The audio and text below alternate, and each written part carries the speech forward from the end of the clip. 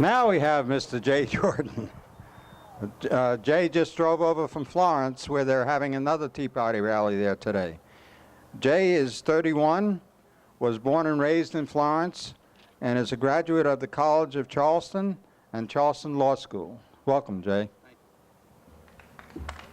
Thank you. Thank you all for having me today.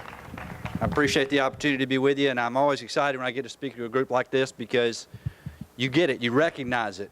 You come out on a beautiful Saturday like this because odds are you think our country's in trouble. You recognize that for far too long we've gone down the wrong path. We see it, we don't have to look very far to see it. We see it, politicians out of control, spending out of control, basic family values and freedom being trampled on a regular basis. And it should be sobering and appalling to us. And the fact that you come out and spend your Saturday out here recognizes that you recognize that. The real question we face is what is going to be the identity of our country going forward? We're at a place in history, I think more than any other place in the past in our country. Even when we were founded, we were a country that we knew who we were and what we wanted to be. We've fought wars, we've been through a depression, but we are fighting for the identity of our country. We have issues that we never thought we'd face. We have a debt that is staggering.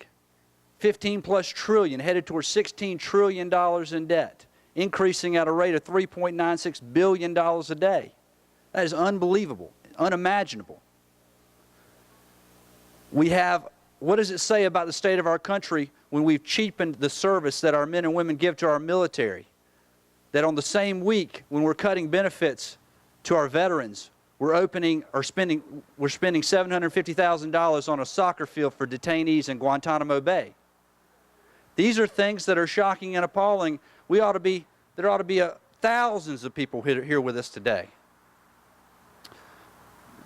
The time to act is now. I'm someone who's never run for office, and I promise you I never thought I'd run for office. But if more people don't recognize that if we don't take control of our government, my children, your grandchildren, our place in history is going to be a sad place. Are we going to be the country like what we have been, a country of faith, a country of values, a country that rewarded hard work and dedication? Or are we going to be the country that our current president is leading us on that path? A path that he is open and honest about, that where he wants to take our nation, and it is not a place where I think most of us want to go. That's why I'm going around and I'm fighting for the first time I'm running for office. I'm fighting for things like term limits.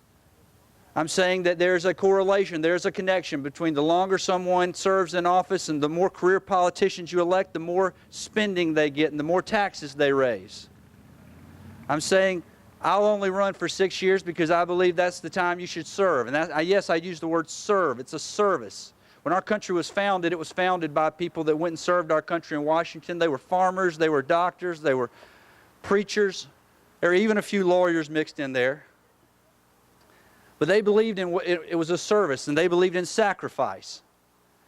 They didn't have a cushy retirement program like the one in Washington today where you serve for 5 years and you vest in a retirement program. That's why I said I won't participate in that retirement program if I'm fortunate enough to get your vote. Thank you. Thank you. We have an important election coming up, probably the most important election in our history, and we have to win in November against our current president.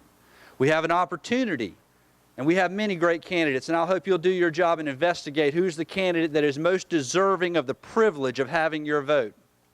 I look forward to meeting you on as many people as I can. I'll stick around as much as for all day if you need me to.